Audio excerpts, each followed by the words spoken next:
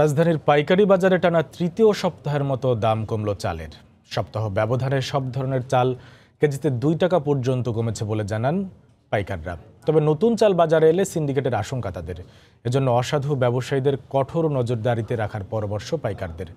আদা, রসুন, পেঁয়াজের দাম কেজিতে কমেছে 10 টাকা পর্যন্ত। মশলার বাজার ঊর্ধ্বমুখী হলেও নিম্নমুখী বোতলজাত সয়াবিন তেলের দর। মামুন আবদুল্লাহর রিপোর্ট। গত সপ্তাহের চেয়ে এই সপ্তাহে মিনিকেট 1 থেকে 1.5 টাকা কমছে।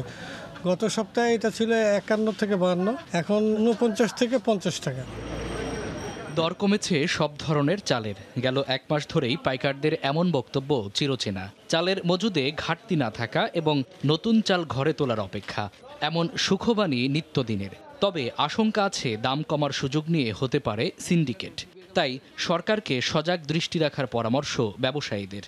প্রত্যেক সপ্তাহে 8 আনা 1 টাকা করে বাজার কমতেছে।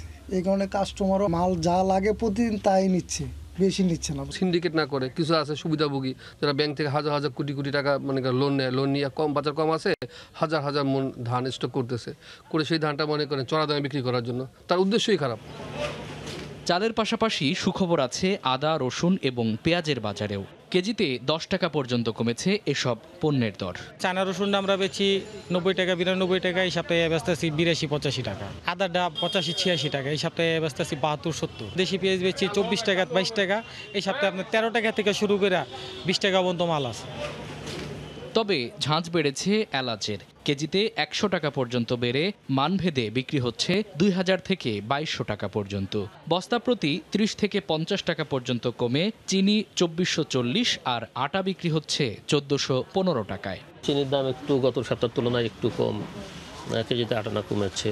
আর আটা মাদের দাম একটু কম গত সপ্তাহের তুলনায়। মশলার দামটা একটু সামান্য একটু বেড়েছে, যেমন গত সপ্তাহের তুলনায় এলাচের দামটা একটু বেশি বাড়ছে। নতুন 2টি কোম্পানির সয়াবিন তেল বাজারে আসায় 5 লিটার বোতলজাত সয়াবিন তেল বিক্রি হচ্ছে 430 থেকে 475 টাকা পর্যন্ত। মামুন আবদুল্লাহ, সময় সংবাদ।